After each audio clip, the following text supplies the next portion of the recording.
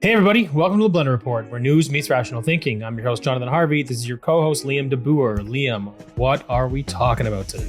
We are going to be going over Jagmeet Singh ending his coalition with Trudeau's Liberals, Canada looking to add DEI and misinformation measures to the WHO Global Pandemic Treaty, student unions exploiting financially strapped students to advance radical agendas, Canadian influencers being accused of collaborating with an alleged Russian propaganda scheme, Liberal government official found guilty of transferring public funds to his private company, and Trump says Musk would head a government efficiency commission if he's re-elected. This podcast is brought to you by Higher Health's organ supplements, sourced from 100% grass-fed, grass-finished cattle raised by Canadian regenerative farmers. These supplements are designed to fill the nutrient gaps in our modern diets. Higher Health's, connecting people to real food. All right, let's get started. So first off, we've got Jagmeet Singh ending the NDP coalition with Trudeau's Liberals. Jagmeet Singh announced that the NDP is ending its coalition with Prime Minister Justin Trudeau's Liberals. Singh posted a video blaming the Liberals for being too weak and beholden to corporate interests, saying that they can't bring real change or stop the Conservatives. He urged voters to pick hope over what he called Pierre Poilievre's callous cuts in the next election. Poilievre responded by criticizing Singh for not cutting ties earlier, calling the announcement a media stunt and accusing the NDP of supporting harmful policies like the carbon tax. He argued that Canadians deserve a carbon tax election to choose between the NDP Liberal costly coalition or his Conservative platform, which he says will fix the economy. Polls suggest that the Conservatives are on track to win a majority government, while the NDP could struggle to maintain a significant number of seats. Singh's letter to the NDP caucus stated that they'll now vote based on conscience, no longer supporting the Liberal coalition. Meanwhile, Trudeau expressed hope that the NDP would continue working with the Liberals, framing the Conservatives as a bigger threat with plans to cut essential programs like dental care and school food programs. So does this move have any consequences for Canadian politics, or is it merely smoke and mirrors? It's pretty inconsequential given his role in what he's currently doing. So there's a couple ways that I saw this. First of all, he's saying now we're going to vote with our conscience. So you're openly admitting you didn't like the things you were voting for. Good for you. Yeah. Second big thing, he goes, Poilievre wants to make cuts. I don't know if you've noticed, this country's burning to the ground and we are deeply in debt, both household and government. The first thing we need to do is cut spending. That's insane that you're going on a platform being like, no, we just need to spend more money. Throw more money at the problem, Jonathan. You got to spend money to make money. You guys are fucking idiots. I just want to put this in perspective for people real quick. Currently, government spending is roughly 50% of our GDP. Like, that is unsustainable. You can't do that. And it has doubled under Trudeau. Yeah. Doubled. Wild. Then sorry, back to the publicity side. Look, here's what I sort of identified. The NDP and the Liberal coalition has to serve both sides, but there's no significant legislation coming down the pipeline between now and the next election that we know of. Nothing really big other than Bill C-63, which is the hate speech bill, which the NDP have already supported. So they're already probably going to throw support behind it anyway. But otherwise, there's really nothing significant and nothing for the NDP. So if you think about it from an NDP perspective, there's nothing in it for me, even if things are good, right? But then you look at what's happened to the NDP in the polls. They're down 5%, which was actually 25% of their voter base. So Singh basically just saw the writing on the wall and goes, I'm losing a lot of support. The Liberals are doing nothing for me, and the Liberals are a sinking ship. So I'm gonna pull the cord. I'm gonna jump out right now. Cool. So that makes sense. Now, when it comes to an election, see, this is what you were asking about the significance in Canadian politics. There's no chance an election gets pulled right now, because both Singh and Trudeau are at the bottom of the barrel. They are in the worst position they've been in since they've been in power. And Pierre Poilievre is in the best position. So why would you possibly give the opposition an opportunity like this just to get a majority government? So what I expect is Singh goes, okay, I got to rebuild some brand equity. There's no way I can do it under Trudeau. So I got to separate from there. Now I've got the next year or so before the next election to try to rebuild as much brand equity as possible. Then at that point, try to save my skin in the political game. So that's what I think this is.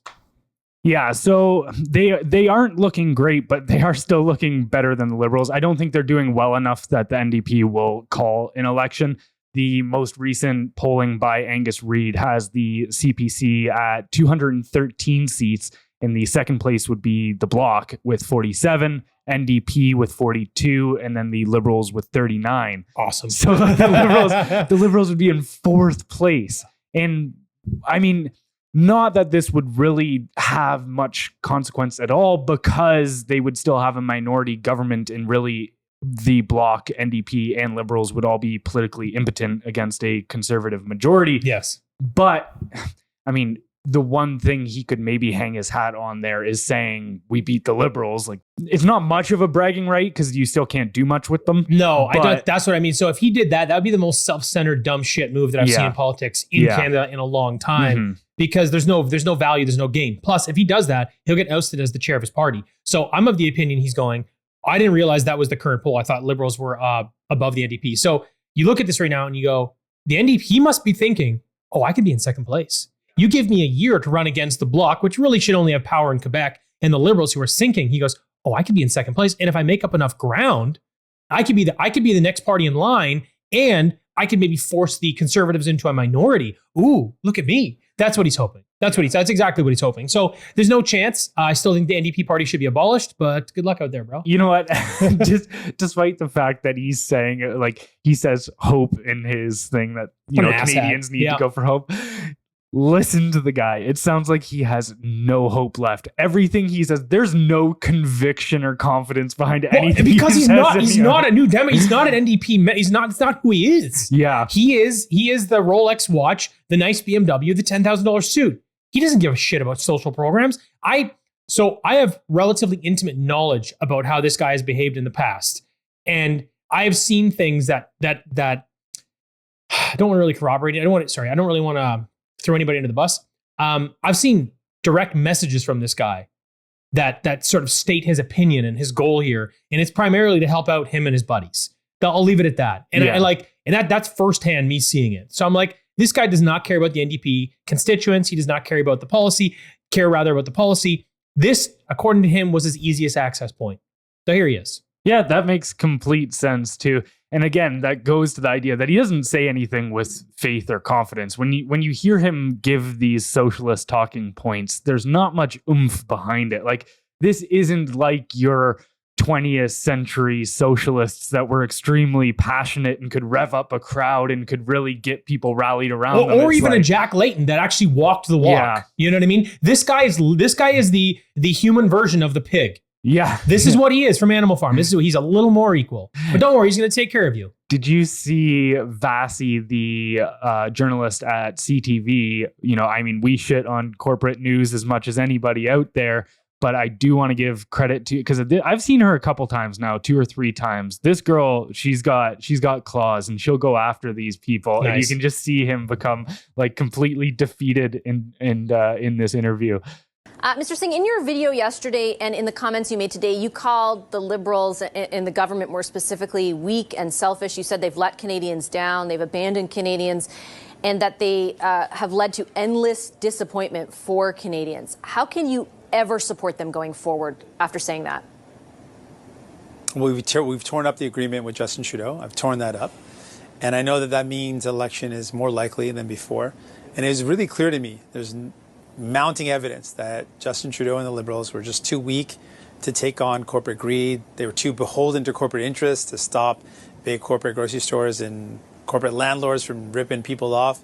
But ripping up the agreement is just ending the formality of it. You explicitly said, for example, in that video, that you will continue to consider whether or not to support the government on matters of confidence on a case-by-case basis. Again, I'll put the question to you. You have told Canadians they are weak, they are selfish, that they have abandoned the very people who put them in office. You just described a host of reasons why you don't want to be a part of any formal agreement. How can you reconcile for Canadians watching now that you're still willing to vote with them and keep them in power on a case-by-case basis? Well, I don't know what the votes are going to be. So we'll see what the vote is, and I'll make a decision based on what comes before me, using the lens of, is this in the best interest of Canadians? It depends on what the votes are and depends on what comes before us. But we know that this does certainly mean that an election is more likely, and that election will be about a choice. People are frustrated and done with the Liberals and Justin Trudeau. So it'll be between Pierre Poilievre and the Conservative cuts or New Democrats' hope and building up the programs that people need. I have to also ask you, Mr. Singh, why now? And in particular, I've done so many interviews with you. I'm sure you're sick of them, where I ask you the question, like, this is the way in which you're describing the government. Why are you still keeping them in power? I don't understand what changed, saliently over the last number of days or weeks that led you to make this decision now versus, let's say, 6 months ago. You point to corporate greed, for example, particularly in the grocery sector. Food prices were at their highest over a year ago, and the government wasn't doing much even then. Why didn't that force you to make this decision? Is this more about really polling and your electoral chances, and some would accuse in the Conservatives your pension? Not at all. First of all, let's put that to rest. That's a lie being propagated by Pierre Poilievre. So a couple of things I would say. The failing economy, a part of it is definitely corporate greed. 20%. 80% of it is government incompetence. They're the ones that created this mess. We know that they did through spending, through inflation. That's all a government problem. So sitting there and saying, hey, we need to target these corporations. What are you going to nationalize things, you idiot? Because your only other option. And, to our point earlier about saying this now looks like he's trying to be the number two, it is what he was saying there. You can kind of read it in the buried message. Well, now it's either the Conservative cuts or the hope with the NDP. So he's seeing himself as neck and neck or the primary competitor now with the Conservatives, which is a joke. He should be buried. And I don't mean physically, I just mean his party. Well, to your point, one thing that he consistently talks about in regards to the economy is implementing price controls and this kind of stuff when it comes to housing. He says, my plan to fix affordability is to make rent evictions illegal. And it's like, these don't solve the issue. And in fact, they make them worse on almost every account because price controls. Okay. First of all, the government is not possibly competent enough to factor in everything that goes into a product. And do you have people gouge on those products along the way? Yes, 100%. But for the government to just put a cap on it, I mean, for instance, look at grocery stores. They operate at a low single-digit percentage point of profit. And so you put in a price control there, something changes next week where the cost of an item goes up 3% or something. That now eats away their entire profit margin. So that person then just decides, if I'm losing money on stocking this product, I'm just not going to. Yes. And then you will just no longer see those products on the shelf. So the problem is what they do from that point. See, let me just be clear about something. Anybody with a socialist perspective on the world can't fix the economy. They never fix it. They only make it worse. They need, it's the idea, they do all the spending while the Conservatives kind of try to reel things back in and fix it. They stimulate small business. Like that's like a cornerstone of the two platforms. You can never depend on them to fix the economy ever. They don't know how. So when you look at something like that, you see how those price controls work. They go, okay, well, you can only charge $5 for bread. And they go, well, my supplier's charging $4 now, but my overhead, I'm losing money. Then they go back to this, then they go to the person distributing. They go, you can only charge $3 for bread. And they go, well, the guy giving me the product that's making it from the farm, he's charging me $2.50, $3. I can't do it at this. Then they go back to the farm. You can only sell at this price. So they try to fix everything along the way. Except at the same time, they're still driving inflation through government spending to try to create subsidies for all these programs. It implodes on itself. This is a nightmare. All it is blowing hot air into the balloon that is going to blow up in your face at one time or another. And then so we think about it, like you and I, when we were making those Everybody versus Trudeau shirts, and we were talking about what is a price point that people are able to pay right now because things are expensive out there. Everybody's hurting. So we were trying to dial it in, be like, okay, we don't want to overcharge for this shirt. How do we cut back on shipping so people aren't paying $20 in shipping? Yeah. Nobody can afford that right now. Trying to factor these things in. And I came up to you right after we had that conversation and said, you and I were just trying to figure out the pricing for this one product. Now try and realize that when the Soviet Union, a socialist country, was trying to determine prices for products, they were determining prices of thousands of items a day. Like, think about how many items are out in the marketplace. And it's complex because the supply chain too. It's not just like, hey, we get a shirt, it costs us X. You can get yours for $29.99. Everybody versus Trudeau. And there's only $5 in shipping because we didn't want to bend you over. And there's a bunch of different colors, and they're super comfortable. And we source locally, Canadian small business. Let's go. This is very easy for us because you and I see two numbers. Here's the cost. Here's our cost of shipping. Bang. Here's what we can give to the customer. We understand it, right? With that, like we said earlier, if you're selling something in a grocery store, there's 3 or 4 components plus distribution to get where you need to go. And then you have to consider minimum wage. So you look at all these things and it's like, even trying to figure out how to price just items there, like that'd be a full-time job. The thing is, you have to be so buried in that industry or that business to understand anything about it. So like you said, when these people are trying to price fix across the entire spectrum, which is what happens when they start doing these things, they will just continue to grab hold of more and more of this stuff to fix the problem that they're creating. Yeah. And you think about the amount of things that go into even just a single shirt like that. It's endless. It's first you have the literal land costs to grow the cotton for the shirt. Then you have the 100% cotton because it's just so comfortable. You have to grow the cotton. It is actually pretty good. But then you've got the costs of the water to grow the crops, all of the labor to grow the crops, then the transport to get it into the spinning factory to make that cotton into a material that can then be transformed into the shirt. And then it gets to the printer that we deal with and all of this kind of stuff. And so there's so many components along it. And this just goes to this point where every time you hear these socialists, or, I mean, at this point, you can't even say that the liberals aren't socialists. They talk about the same thing. Stephen Gubeau, one of several several of them are self-proclaimed socialists. Yeah. I wonder if they know what that means. Anyway, so like honestly, when you say that, like, would you know what that carries with it? But anyway, yeah, I don't think they do. But it's ridiculous that they wear it like a badge of honor. It's like it's silly. It's the quote from George Orwell where he says, so much of left-wing thought is a kind of playing with fire by people who do not even know that fire is hot. Yeah, exactly, dude. Yeah. It's like, it's as bad as, anyway, I was gonna make a comparison that I'm not gonna make. Come on. Let's keep going. All right. Well, let's move on to our next story here today, which is bringing some of that left-wing fire into the global scale. So, Canada looks to add DEI and misinformation measures to the WHO Global Pandemic Treaty. Canada's contribution to the World Health Organization's Global Pandemic Treaty discussions showcases the government's bizarre priorities. Instead of focusing on practical public health measures, Canada pushed for social media censorship under the guise of combating misinformation and emphasized diversity, equity, and inclusion as central to pandemic response efforts. Canada's public health officials held a series of meetings earlier in the year to gather input, where stakeholders apparently suggested that the WHO should surveil Canadians inclusively during a pandemic and hold social media platforms accountable for misinformation. Despite these suggestions, officials failed to provide clear explanations of how these measures would actually prevent the spread of disease or respect free speech. Adding to the absurdity, Canada's recommendations also called for recognizing the lived experiences of marginalized communities in the treaty's language, further complicating a process meant to ensure effective global health responses. So, is Canada even a serious country anymore? This is so ridiculous. I mean, look, you and I both know centralized global control over anything is pretty concerning. When it comes to healthcare, it becomes a major threat. But then you throw in censorship and surveillance, and this sort of escalates to a whole new level. First of all, what does it have to do with anything?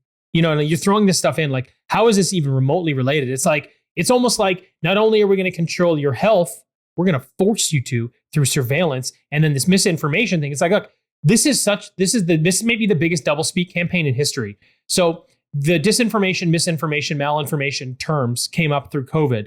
The only people, they're the ones that created them, and they're the only ones throwing around misinformation at scale. You know what I mean? And the others. So you kind of look at this and it's like, we just want to have one narrative and we want to make sure that it's cemented into global policy. What's the problem, guys? This is not a big deal.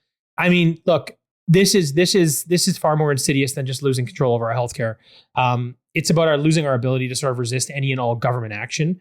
And I think it's incredibly dangerous. Yes, this country's a joke, but putting something like this into place, it puts us at a really big disadvantage, because you and I both know, look, this will be used whenever they want. They will weaponize these terms because we know what global governing bodies are used for. They pay attention to them when they want to, and they don't when they don't want to. So if the government wants to implement some sort of surveillance and some sort of misinformation rules, they'll just go, well, we don't have a choice. The WHO said to do it. We're just following the global order, guys. We're just being good citizens. Do you want grandma to die? We have to watch you in your home. Exactly. But that's where this goes, right? But then when it comes to like a UN resolution, they're like, fuck that one. We don't care. So again, they use it because it suits their needs. Very concerning. I think our best chance to stop this is to elect a government that will stand up and fight against this agenda. So far, that looks like the Conservatives. However, I do understand that that's the way it looks right now. But also, I'll be honest about something. I am not really conservative or Republican. I'm not liberal or Democratic. I'm sort of agnostic, and I'm like, what makes the most sense? Because it's a bad system. Really. Now, I do think that we have to vote in conservatives and Republicans right now because the Democrat and Liberal Party have completely lost their way. I'm going to do a video on it soon, actually, just how bad it is. And I want to draw comparisons to what it was to what it is. I think it'll be interesting because it's going to be hard to deny the reality when I kind of draw those parallels. Anyway, so right now it's conservative and Republican. Now, if they get voted in and don't fix this mess, I press the burn it to the ground button because I do not have any faith left in the system. I'm hopeful that it works. But if they start towing the line of these global organizations in any way, shape, or form, go live in the bush because that's where I'm going to be. Yeah. So one thing when it comes to these DEI policies is one of the main things that they push for it is affirmative action, right? So you know that if this DEI stuff is implemented within the WHO, which it definitely is already within the actual organization itself, but then also within the policies, what this ends up doing is because somebody commented in response to something I said a while back and said something along the lines of, well, affirmative action is there to help out oppressed people from past generations and make up for historical injustices. And it's like, no, the actual function, that's the marketing pitch. That's what they sell it as. But the actual function of DEI and affirmative action is to get ideological loyalists into positions of power because this is what Andrew Lobachowski pointed out when it comes to, he was the psychologist that lived in Poland, and he lived both under the Nazi and communist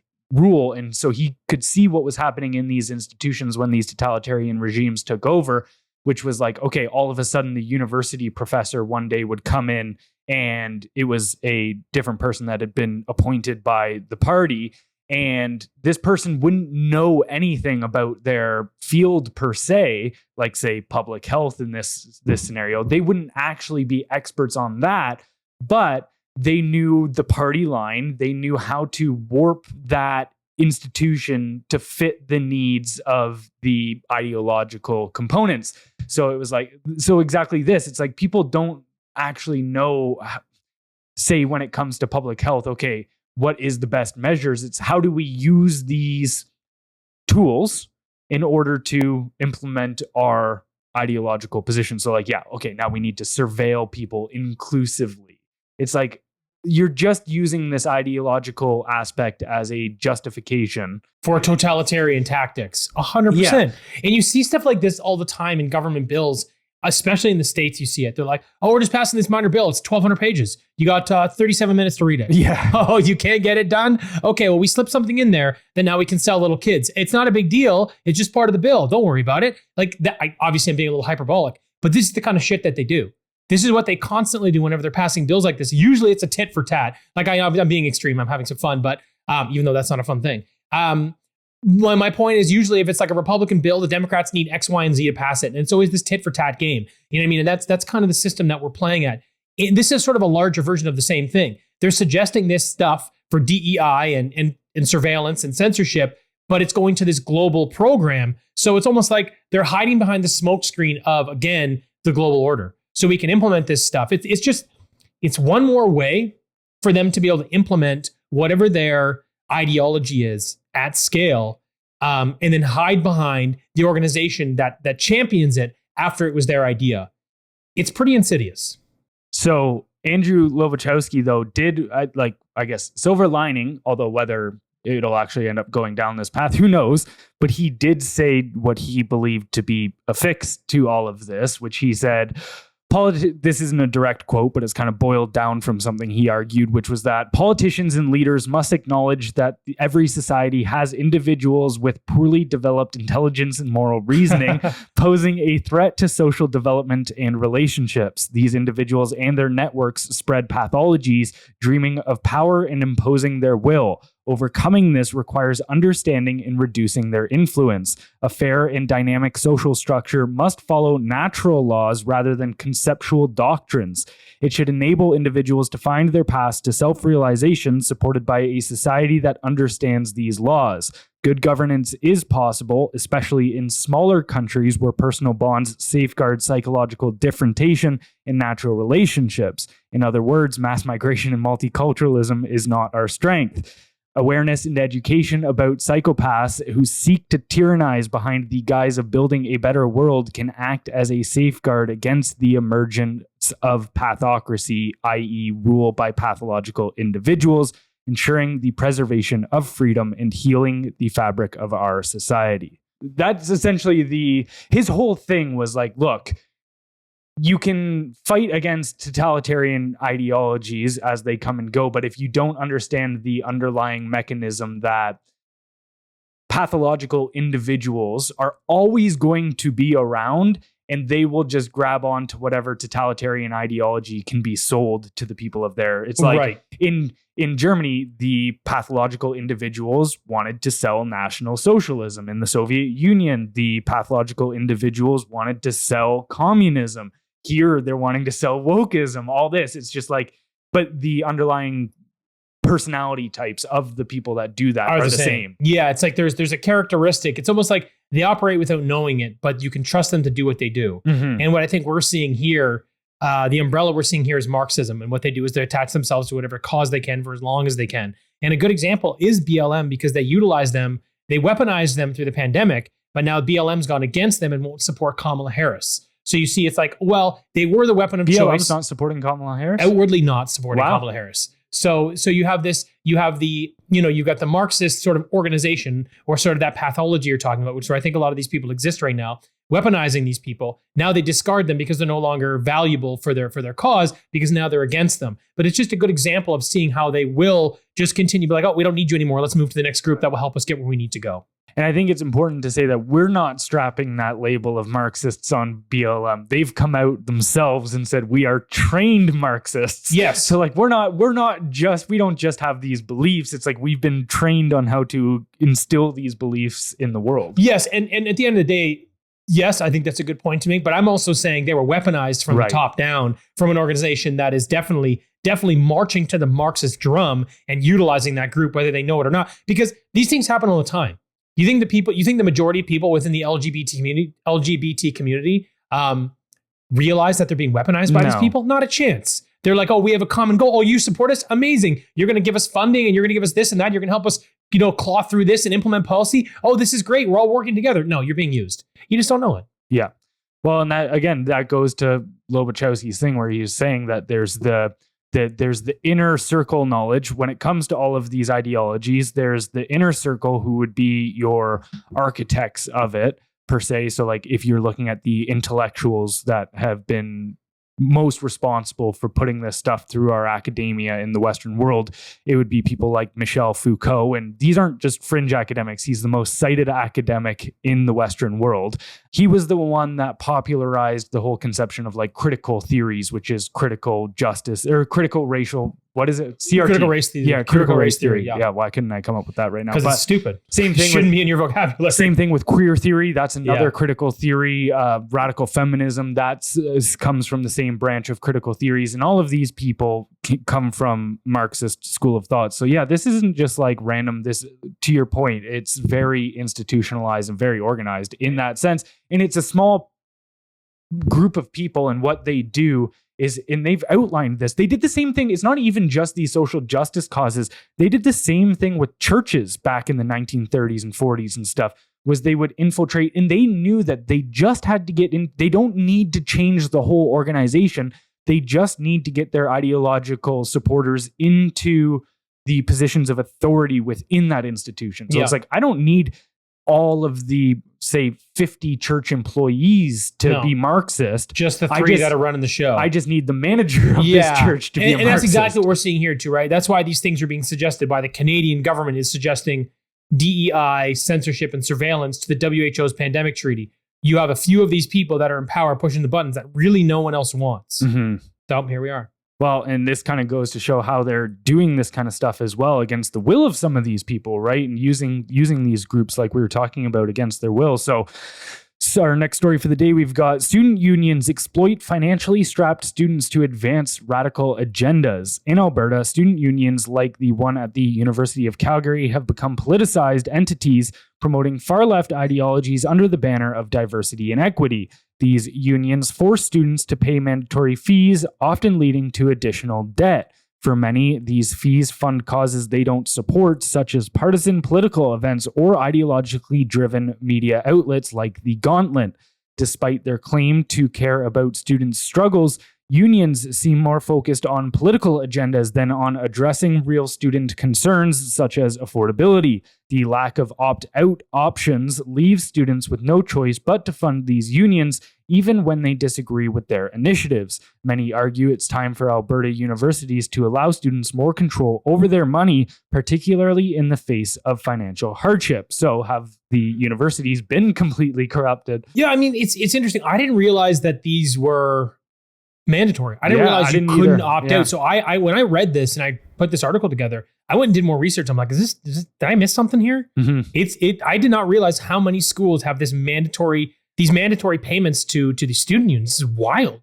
And it's just this small group of people that really are sort of radicalized right now. Now, look, at the end of the day, when you go to university, you go to college, you kind of go through this socialist phase. And we've talked about this before. It's kind of a rite of passage. You have more empathy. You're eating craft dinner, eating tuna out of a can. You think, oh God, I need more and everybody should have more. And you kind of have this idealistic view of the world. That's part of the deal. I don't even care. It's just what it is. Now, over the last 50, 60 years, that's been the case. It's kind of been this thing that's been relatively inconsequential. It's a bunch of kids yelling and screaming. You don't really care. Now, again, I still don't support not being able to opt out of these things, but that's kind of what it was. Over the last 10 years, rather than holding the government to account, the government got into bed with these people and radicalized them way more. And now they're doing to the point that I don't want to send my kids to school. That's how bad. And I know a lot of other people feel the same way. So that's kind of what has happened. But now, because the government was foolish in believing, hey, we can control these kids. No, you can't. This is an out of control weapon. And now they've lost control. So now it was pretty much through the pro-Palestine stuff that the government was like, oh shit. Because now it's been a political nightmare for the liberals and the NDP and everybody, because there's no cohesion, right? And they realize that they've lost control of this weapon. And now these kids, so now what's happened is now the student unions and these groups are what they were over the last 50, 60 years, but now they're on steroids. Now they're emboldened. Now they have confidence. Now they're actually sticking their nose in causes and making a significant dent in some of these problems, for better or worse. Pick your poison. I don't really care. But my issue with this, I guess, would be you're taking kids' money. It's up to $600. I guess it's probably $250 a year if you're in for a 4-year student. That's what I gleaned from it. So you're putting in $600 in these organizations to go and say these things. And like I said, this isn't inconsequential anymore. This is significant. They're suing. Some of the money from these student unions has been used to sue the actual schools these kids go to. This is insane to me. They're taking over U of T campus. They're taking over dozens of campuses with all these encampments and all this pro-Palestinian stuff. I wouldn't have supported that. I don't. I'm sorry. It's not really my vibe. And it's not that you have the right to protest, but you and I have been over this. You don't have the right to protest on private property. It's not how the game works. So what's interesting for me, I imagine that if I was in school at this time, I would have started counter student unions. Yeah. That's the kind of person that I am. That's probably something that I would have done. I would have raised money and I would have started an absolute war on campus. But in terms of corruption, look, it's interesting. I don't know how much you can blame the students, because I still think they're trying to figure out how to speak the English language. They're kids. Think about when you were 20 years old. You know what I mean? You thought you had it all figured out and you knew fuck all. What's that called? The Dunning-Kruger effect? Right. You know nothing. Yeah. So you want to blame these kids because their actions matter and they are adults, but it's like they still have their training wheels on. So in my opinion, what's happened is we knew that this was an organization of people that went through this idealistic phase. The government is to blame because they emboldened them, put them on steroids, put them on a much bigger platform, and now they're completely out of control. So I don't know if corrupt is the right word. Out of control might be a better way of looking at it. Do I think these kids should have an opportunity to opt out of these things? 100%. That's insane that they don't. So when you talked about language there real quick, and they were just saying they're still learning the English language, this is kind of a branch off from that, but I think it's actually really interesting because words have meaning and people can hijack them if you only know one language, because you assume that the person that is using the same language means the same thing when they say it, right? Right. And this is something that Marxists and socialists actually weaponized and employed. Was they went, well, we can have our own understanding of these words, like say freedom or liberation, what this means, and then we can hijack people's understanding of that. So when we say liberation, we mean one thing, but they think we mean another. Right. And that's how they get the double think thing going that Orwell would have pointed out, right? And actually, Michael Malice showed how he said, this is why I would get anybody to learn a second language, because then you start to think in concepts rather than words. And you just use those words to build your understanding of the concept that's at play. Right. And you don't think that the words are absolute themselves. Does that make sense? It does, yes. It's just how do you gap that? How do you bridge that gap rather?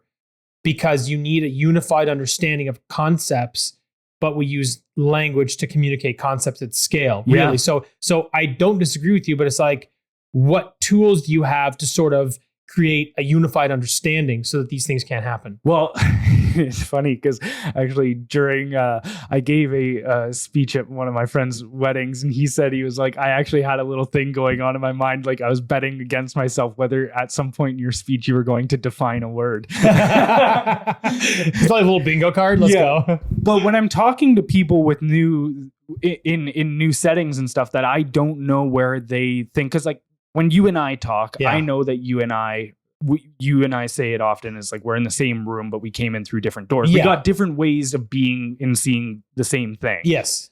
We speak the same language. So when I'm talking to you, I don't feel the need to over explain on that front. Right. But when I'm around new people, I do constantly be like, this is what I mean when I say this. You kind of over contextualize. Yes. Yeah. But also it actually helps me explain to them my worldview. Yes. If I understand. And I also, this is actually even just like an old writing rule. I can't remember which famous poet it was, but one of them said like, don't ever use a word you don't know the meaning of. Yeah. And but a lot of people do. That's so embarrassing. But a lot of people do.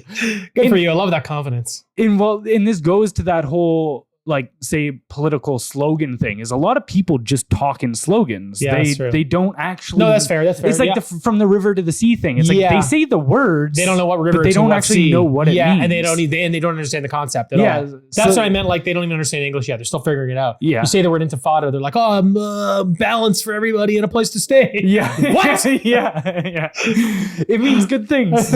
Yeah. But circling back to this whole student union thing. Going back again to institutions being infiltrated by socialists and Marxists for centuries, or over a century, not centuries, but it's so wild that this stuff is just out in the open, but like people don't really see it. I remember being in Toronto and there was a rally at Nathan Phillips Square. So when it comes to unions, it was endorsed by, and you just see a long list of people that support this movement. Sure. Like these unions. So some of them were like the Ontario Federation of Labor, Toronto and York Region Labor, CUPE, which I think is the largest one in Canada. CUPE or OPSU, I'm not sure. Yeah, CUPE's probably larger. I know OPSU's a big one in Ontario, but then that guy's under some fire now for his shit talking. Yeah. So now look at some of the other groups that are endorsing this and that they are allied with. Bolshevik Tendency, Communist Workers Circle, International League of People's Struggles, Marxist Workers Group, the NDP Socialist Caucus, Socialist Action, Worker Communist Party of Iran, Workers Communist Party of Kurdistan. So like, this is the thing, and I actually even saw it with the LCBO unions whenever they were on strike or over the whole privatization of liquor sales thing, was they were wearing Marxist symbology on their t-shirts while they were giving their speeches. So this is something like, even actually, I found this out about Reagan. That was really interesting because he's known as being one of the hardest people on communists and socialists back in the... He's actually a pretty funny guy. Yeah. But like back in the mid to late 1900s, he was really hard against Soviet Union in the Cold War, and part of the reason that he had that extremely anti-socialist disposition was because while he was in Hollywood, the unions for actors were all corrupted by Marxists. Right. And I think this is correct. If I'm not mistaken, he even got into a fist fight with one of them on the job. And so like he had come face to face with this on the ground level. Yeah. And then once he became president, he also was like, all right, I'm taking this on payback. politically. Good. Actually, another just complete side note here, but another really cool fact I learned about Reagan and Gorbachev, who was the president of the Soviet Union while Reagan was in office, was that both of them, and they didn't know this about each other, but both of them had been shown the nuclear silos for this is the procedure we will go through if a nuclear attack is launched on us. And both Reagan and Gorbachev separately said, like, so you're telling me if I press this button, millions upon millions of people die and possibly the human race ends? And they're like, yes. And he's like, under no circumstances are we going to push that button. Both of them had privately said that I don't care if the other person launches nukes at us, we're not hitting them back. And so they were both like in the public space, they were both like, fuck, let's go. Chest pumping, being like trying to like say like play tough. But then behind the scenes, they were both like, under no circumstances are we ever going to launch these. Which is great because I don't think there should be a human out there that's willing to do it. And if you are, you shouldn't be in office. I think there is people that are I think there. there's a lot. Yeah. But there shouldn't be. Because this was one of my, because I've argued against it before. I understand the nuclear deterrent argument. Sure. But then you think about it, you're like, okay, you're telling me that somebody like Hitler in 1930s Germany or 1940s Germany, while the Soviet Union was coming in on one side and America was coming in on the other, and he's putting a bullet in his head in his bunker. You're telling me like that guy in that moment wouldn't say, fuck you, I'm taking you all with me? Like, of course he would. Of course he would. 100%. It was a race to nuclear. It was a race to nuclear. It was a nuclear arms race. Yeah. It was the original nuclear arms race. That's what this was. So yeah, 100% he would have. So yeah, I mean, there are definitely people out there like that. He had a lot of shit wrong with him though. He was all hopped up on amphetamines. He had some venereal disease. Like that guy was basically taken over by a bacteria by the time he was out anyway. So you can't trust that guy to do anything. But now we're at a different point, right? Not justifying it. And I don't really agree with anything. I'm not pro-war. I think it's a failure of mankind.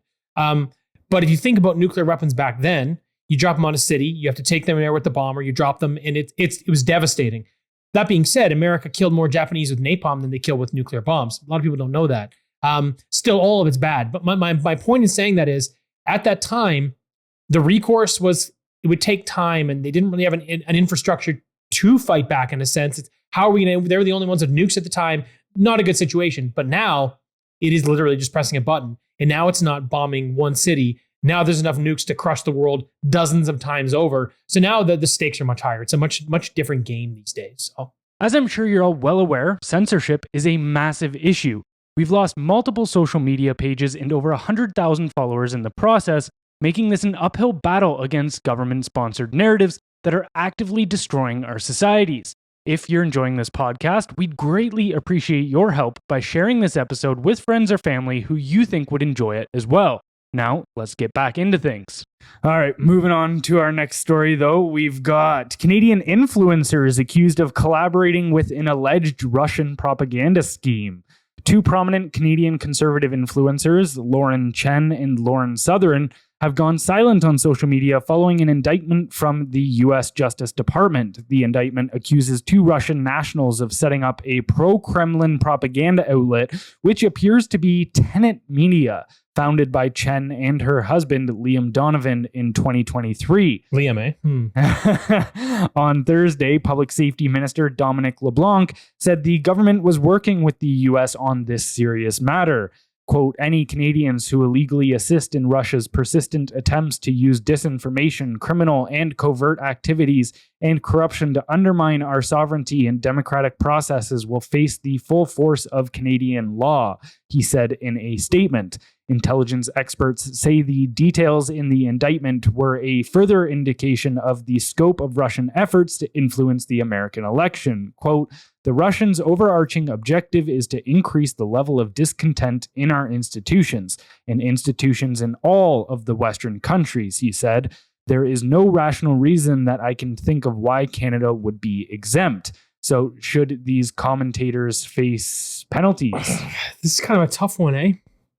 It's kind of a tough one because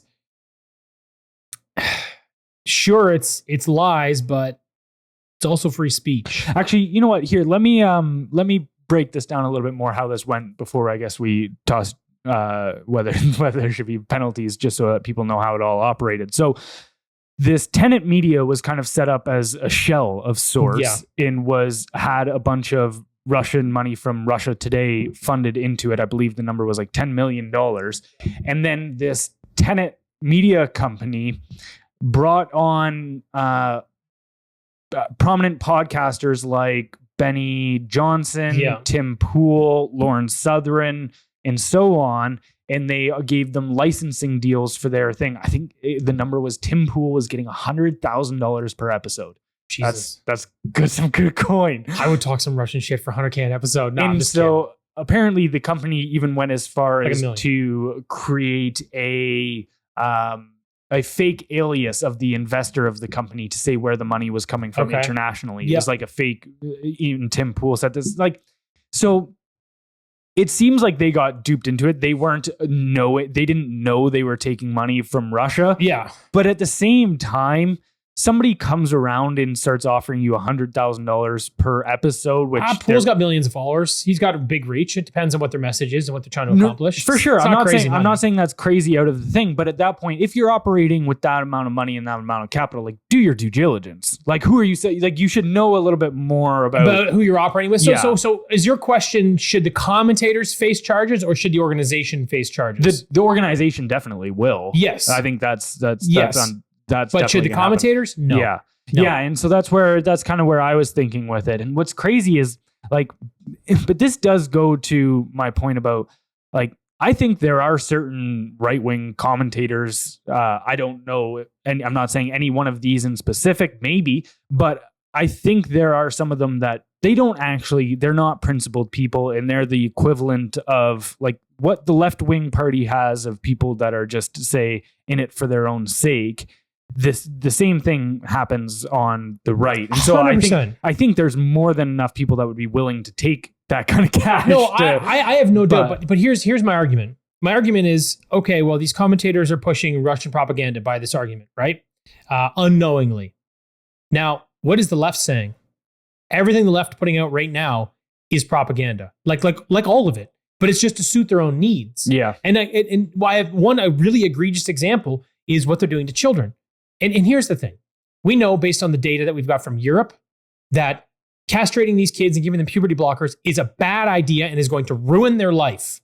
Comfortable saying that. 100%. It should be outlawed in this country. Except we fight for it in our left-wing government-controlled media says that this is the right thing to do. That's propaganda, and you're ruining lives. You're not losing an election. You're ruining children's lives. So if that's not illegal and those people aren't being strung up, how could you possibly charge these guys? Well, in this goes to every single scenario as well. Like I know personally people that were offered money to say pro-Israel remarks after the October 7th thing to say certain talking points or whatever. Our government also did the same thing though and promoted, they paid people a bunch of money to promote vaccines. It's the Democratic Party did the same thing with TikTokers. Yeah. Even Palestinian influencers have been getting paid still as well. Like Iran influences these kind of things as well. So definitely these things are happening. I think what pisses me off though is like, just like, fuck, do some due diligence because the amount that this ends up harming things, because like I even saw it. Look, as soon as I saw this happen and these people get caught up in this, I went, fuck, it's going to take moments before you and I are accused of getting Russian money. I saw it, and then on your tax video where we were talking about current tax rates in Canada, one person made a stupid comment. Somebody was like, "Oh, is this you're sending me more Russian information?" I rarely ever see comments, because what I have in my feed is like, I never scroll down. So that's my rule. If I open up my Instagram, I'm like, hey, if you're in the first, like, when you open your first page, it's like, oh, you have like 3 or 4 comments. You can see your notifications, couple likes, couple this, that, whatever, couple priority notifications. So I can see 5 or 6. And I open Instagram like a couple times a day. So it's very rare that I actually see one. But this person left a comment like a few days later on that video. And yeah, they did say something about like, oh, something about Russian propaganda. Now I looked at their account. I'm like, oh, this is some left-wing bot. Oh yeah. They're a private account with like a couple followers following a ton of people and just making shitheaded remarks. That's all it is, which you're going to get. But hey, you guys can look at my books. The only thing I got is me selling these t-shirts, which you should buy for $29.99. Yeah, but I just say like, I don't, you know what I mean? Like, but either way, I think that you and I have remained relatively objective, and I don't think we've bought in wholesale to anything in particular. So people can continue to throw these far right terms at us, which I don't really care. But you got to do a lot of work to try to convince me or anybody that you and I are puppeting Russian propaganda. Oh yeah, don't get me wrong, but like I'm just saying, like it gives fuel to the other side. The ideas out there, yeah. No, you know what? You're right. I sort of I don't really misunderstand, but the bigger point you were making is this is now something that's in the Overton window that is now weaponized against anybody that's on the right. You are now a Russian bot. That is now what you are. So that is going to be the term du jour, you know, that's going to be thrown at anybody that doesn't toe the liberal line, which says cut off little boys' penises. Cool. Well, sorry, that's what they say. No. Well, yes, but that's not propaganda. Okay. Even what this guy's saying here too, right? Where that the objective of Russia is to increase the level of discontent in our institutions. So this is one way that I could see this playing out, because again, even in the indictment, it says that the people receiving the money were unaware, that they were duped. Even in the indictment, it recognizes that. So the way that this can work essentially is like, look, there is enough reasons to have discontent in our institutions. We've seen multiple times the corruption that happens within government contracting in Canada, the authoritarian measures that were put in place and people still haven't been held accountable for, the complete ruining of our economy. All of these things, there is so many reasons to actually have discontent. So, and this is what bothers me as well, is because it gives now a reason to try to brush off that legitimate criticism of the current way that our institutions are running, then the people in those institutions can turn around and say now, well, they're only doing that because Russia is paying them, when in reality, what is happening is those people are, from what I can look at, again, looking through the indictment and seeing this with them not really knowing, it's like, this is probably how Russia's scheme worked. It's not like they were meeting these influencers in a back alley or a blocked off area of a restaurant and then like giving them a secret deal. It's just that, okay, if these people have more popularity, it undermines a regime that is antagonistic towards me. That helps me. So all they need to do is just help that person boost their message. They don't even need to give them the messaging, and it will help achieve their aims, right? Yeah, it's not like they're meeting up and just handing them some rubles. Like, here you go. But that's how people see it. No. So I actually would like to understand this a little better, in the sense that it's like, are they just... So they're saying that they're part of a Russian propaganda machine, but are they actually just putting money behind right-wing voices? That's what because it looks sows it's because it sows divide. That's what it looks like. Because these guys, I think, in my opinion, are smart enough to know, like, hey, these guys are trying to convince me of something. Right. Because these guys make a living off of sort of what you and I do. They take what's happening around the world and they share their opinions. So they have to know, they have to be able to corroborate. They need evidence. They need to say, here's my opinion and here's why, and this is why you should believe me. Because the Democrats don't need to do that. Only the Republicans or the right wing. So given that, there's no way that they're parroting Russian propaganda. Very, very likely what it is their message is what it is. It always has continued to be that. But now these platforms are amplifying them. I don't think that their message would have changed. So here's the point that I'm making. Whether it was Russian propaganda, or whether it was just their own being funded by a Russian propaganda platform, or just their own money promoting it themselves, I don't think the message changed at all. I think it's just that it was promoted by a group that was trying to sow divide. I think that's the reality, but it's going to get very misconstrued in the media.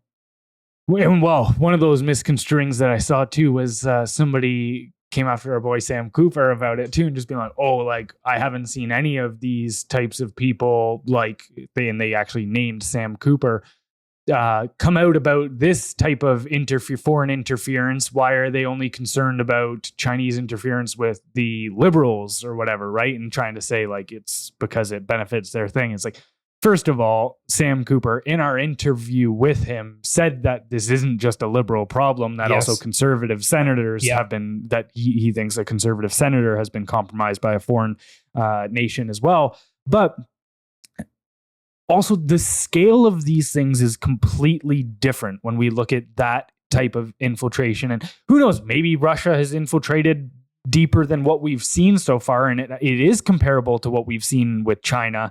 But like from what we know right now, it's not even comparable because, okay, on one thing, you've kind of got them like shadow funding some voices that they agree with. Yeah. And then on the other hand, you've got China having direct access, military generals having direct access to our top security bioweapons labs. Yeah. You've got them sitting in our Senate and in our parliament, our house.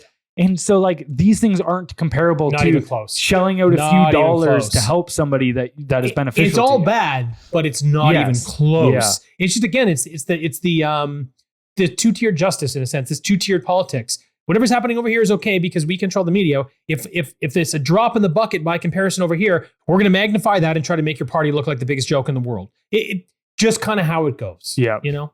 Yeah. Ridiculous. All right, moving on to our next story here. We've got Liberal government official found guilty of transferring public funds to his private company.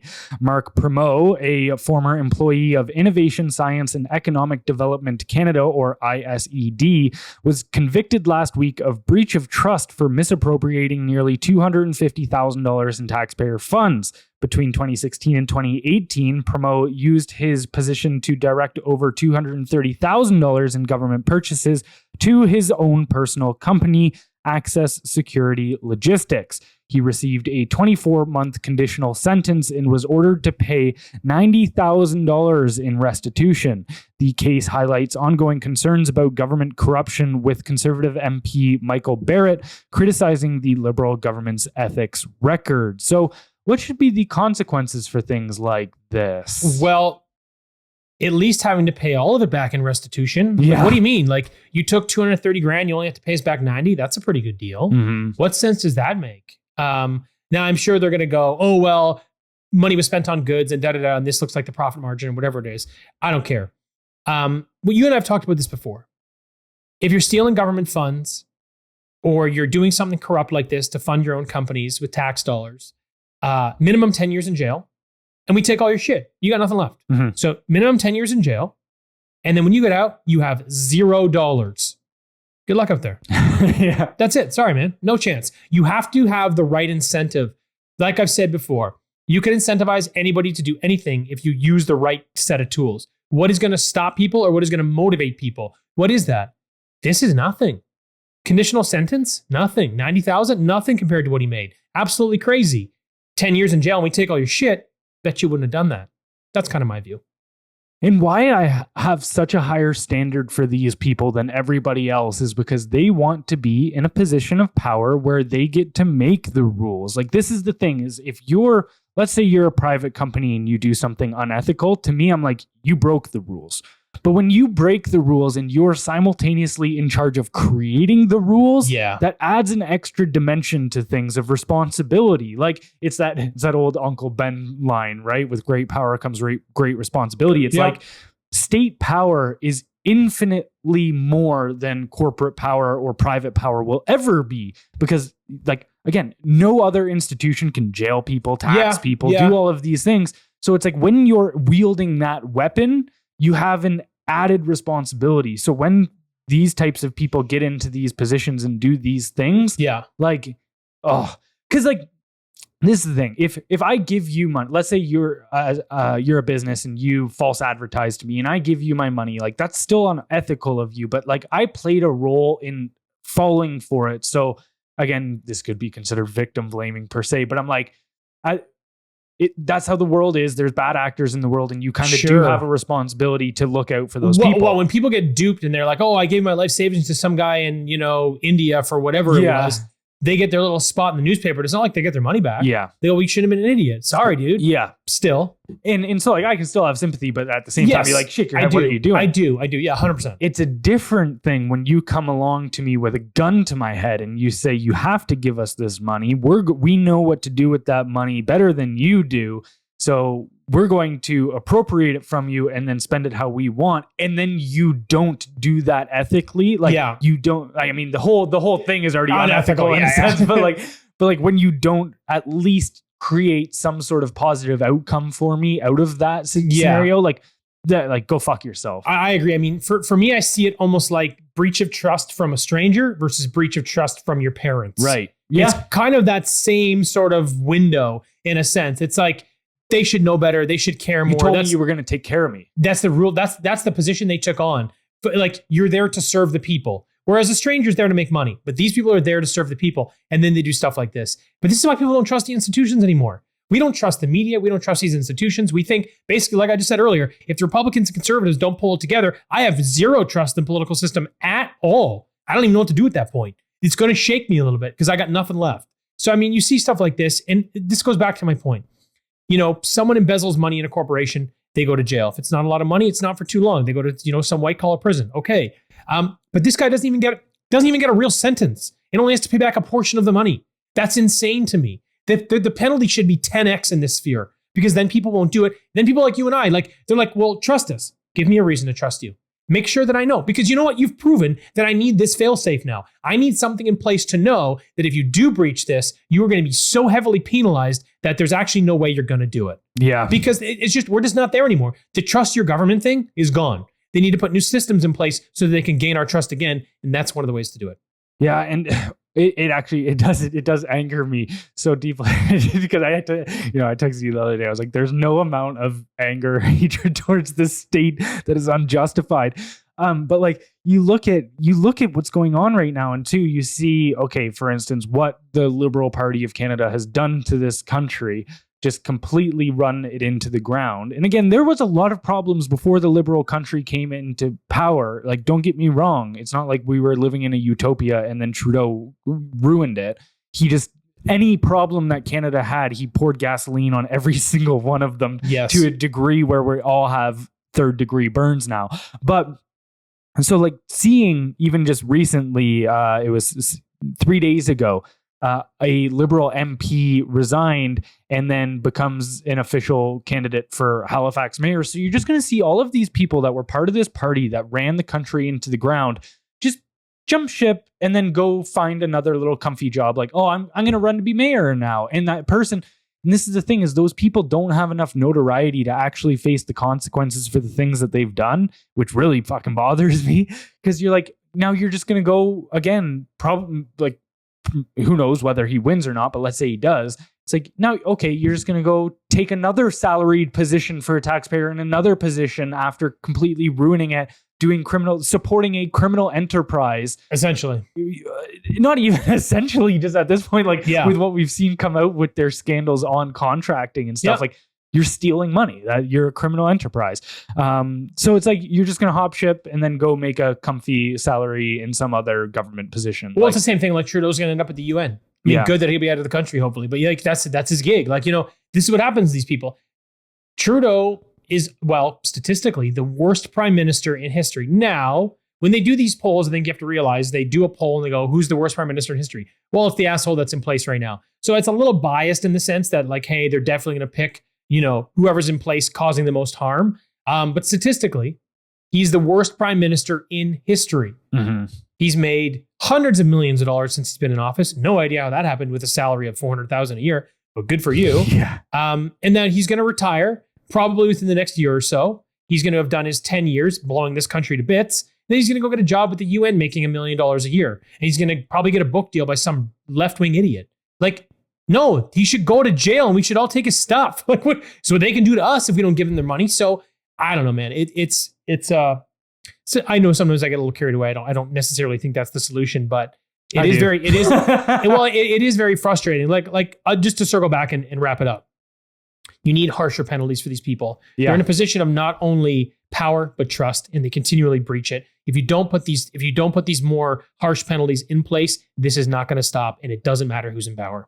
Yeah. And again, this just goes back to that whole thing with the Russia aspect, right? It's like, okay, you want to complain about foreign governments? Like, I don't want Russia meddling in our political affairs here or in America or undermining our societies. But like at the same time, the criticisms that are being launched against these people are extremely valid, especially like in these cases where people just steal money and just walk away from it. No big issue. It's like, what? You just expect us just to be like, okay, that's the cost for the way that things run. That's just normal. We should just look at that and shake our head. It's like, no. So like, so don't turn around and be like, oh, Russia's funding these people that are against us. It's like, no, but everything they're saying against you is pretty valid. That's true. Yeah, exactly. It's like you're upset because the wrong nation's amplifying a message you don't like. Yeah. And I'm not really justifying it. Again, I don't really agree with it. But when you boil it down, that's the brass tacks. All right, last story for the day. We've got Trump says Musk would head a government efficiency commission if he's reelected. In a recent speech, former President Trump endorsed a proposal from Elon Musk to create a government efficiency commission designed to audit U.S. agencies and cut unnecessary spending. Musk first floated the idea during an interview with Trump, emphasizing the need to ensure taxpayer money is spent wisely. Trump pledged to establish the commission if reelected, aiming to streamline government operations and eliminate waste. Musk expressed enthusiasm for the project, offering his assistance without seeking compensation or recognition. This alignment highlights how influential business leaders like Musk can directly impact campaign platforms. Trump also promised to make the U.S. a global hub for cryptocurrency and proposed using tariff revenues to create a sovereign wealth fund to help pay down the national debt. Though specifics about the commission's structure remain unclear, Trump's team affirmed his commitment to working with Musk to bring this idea to life. So, do you like this move, and is it something that Canada should follow suit on? This is the best move I've ever heard of in politics in my life. You take arguably the best entrepreneur ever, definitely of our time. I don't care what you think of him. The numbers speak, and the impact his projects are making speak. So I'm good with that. And being an entrepreneur, you're always thinking about efficiency. That's how the operation works, especially when you have publicly traded companies, because you have a fiduciary duty for efficiency. This is the right guy to put in this position. So what was it that you and I said? Government efficiency is 20%.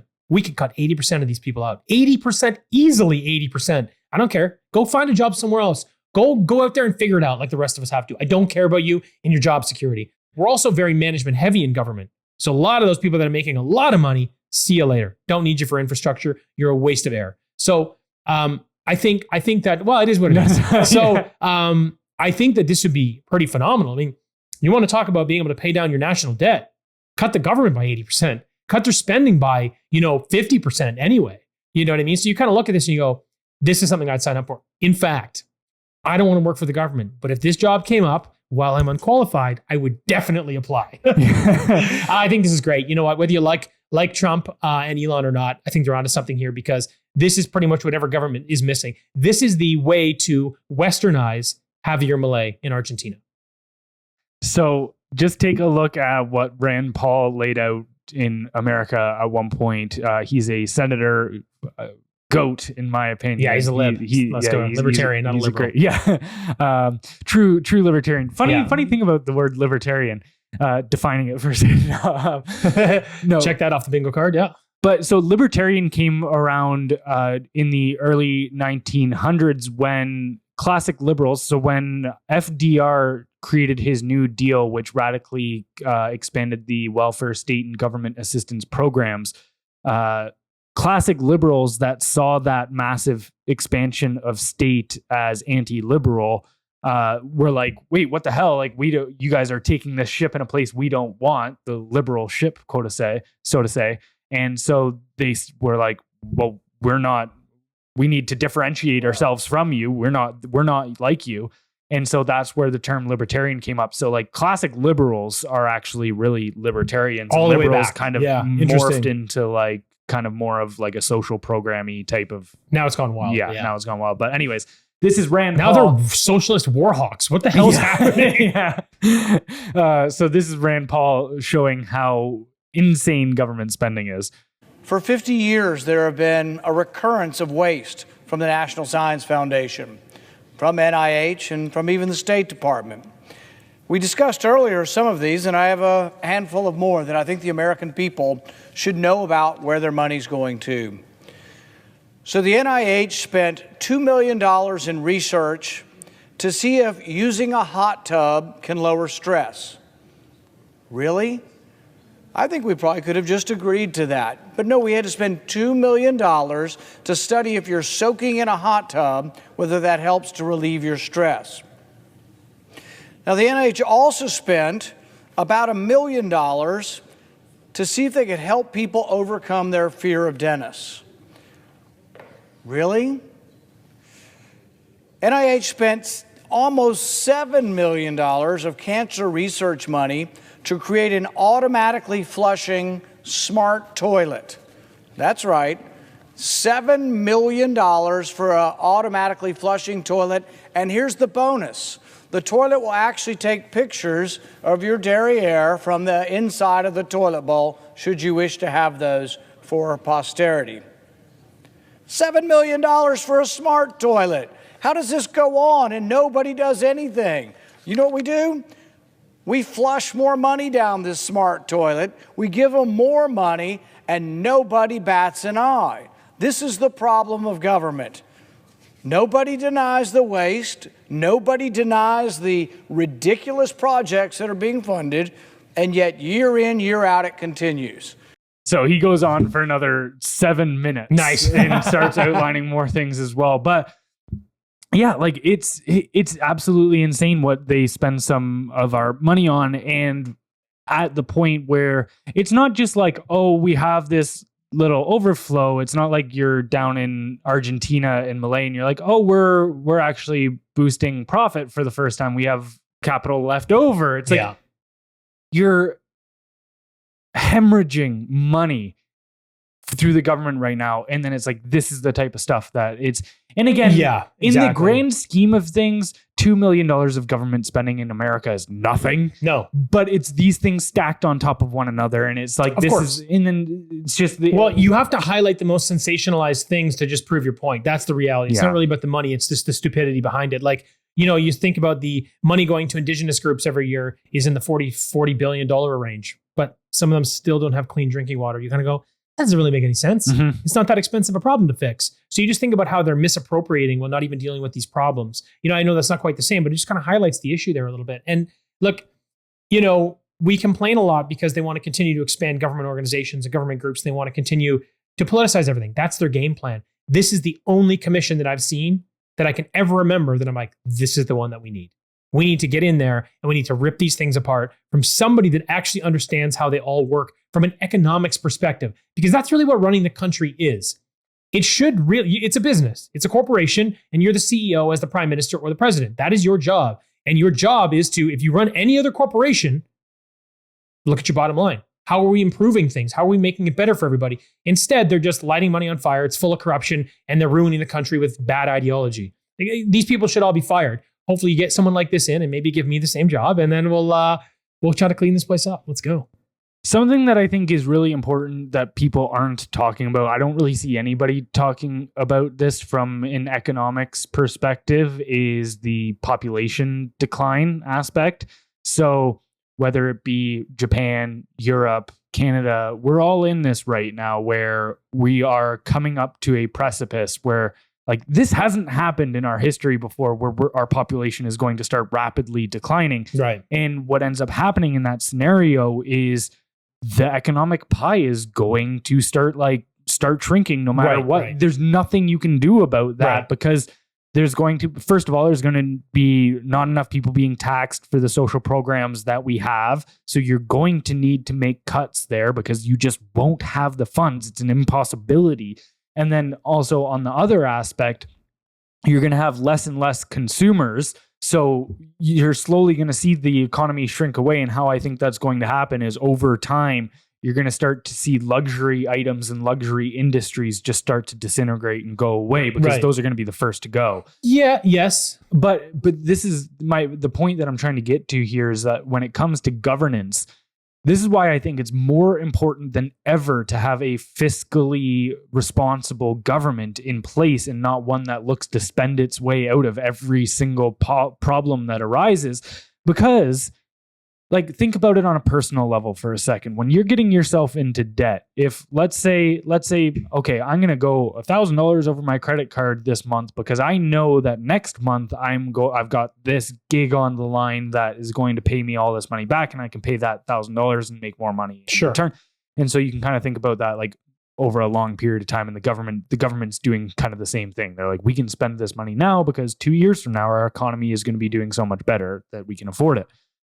But when you're on a personal level or government level and you're saying, we're going to take on this debt right now that for the money that I don't have, and in the future I'm going to be making less money, like, you now don't have any assurance that the money you are spending on this credit card can be paid off in the future. Right. And that's the reality that we're headed towards, is a shrinking of economies. No, I agree with you. So I think the game now in politics isn't how do we make things better? It's how do we manage this inevitable decline in a way that it's like, if you look at it like sliding down a hill, it's like, how do we make sure that we have our feet so that we're sliding comfortably and balanced, rather than just going head over and toppling and fucking getting concussed on the way down? Yeah, you kind of need a reductionist perspective. Mm-hmm. I agree. I think that's actually a really good point. We've kind of hit our golden era is over. So we can't really bank on the fact that things are going to get better. They're actually going to get worse, and we just need to make those adjustments. It's kind of like, again, it's like running a business. If I have a restaurant and we sell $2 million a year, well, then I need this many staff and this much food and this much booze. This is what I need. And then I go, well, it's getting better every year. It's getting 10% more. Let me buy more food. Let me hire more staff. The moment my sales drop, I make adjustments right away. I cut staff, I stop buying food, I stop buying liquor. I make the right moves so that I'm not just blowing money for no good reason, because it just doesn't. Like I said, it's like any business. It's very, very simple, very small supply and demand. I understand running a country is on a different scale, but the thing is, we've lost sight of that. And I understand what you're saying is like, hey, look, this is going to be $1 million a year restaurant soon. Make those adjustments today. You can't bank on spending more money. You need to know where this is going, and you need to make these cuts, which is exactly why bringing someone in like this, sure, it seems like a good idea today, and you and I are championing it, but it's a necessity. Whether today or tomorrow, it has to be done. Yeah, it's the difference between like, okay, you can make these adjustments now and still have your $1 million restaurant a year or two from now. And yeah, hey, maybe that's 50% less sales than you were doing 2 years ago, but hey, at least your restaurant business is still afloat. Yeah. Rather than being like, I'm going to continue running this like it's a $2 million business and then just run myself into the ground in bankruptcy. Yeah. Welcome to Canada. Yeah. Anything else you wanted to add today? That is everything. All right, don't forget to head over to our Substack, where you can find original articles, exclusive podcast episodes, and direct access to Jonathan and I here at Blendr News for just $5 a month, and help fight back against Trudeau's $1 billion propaganda machine. Also, if you enjoy the Everybody vs. Trudeau t-shirts, you can find them at everybodyvstrudeau.com. Again, we priced them so that in hopes that you guys could afford them. But all proceeds go to helping out independent media and keeping this machine going. Thanks for watching, and we'll catch you next time. Buy your shirt, everybody.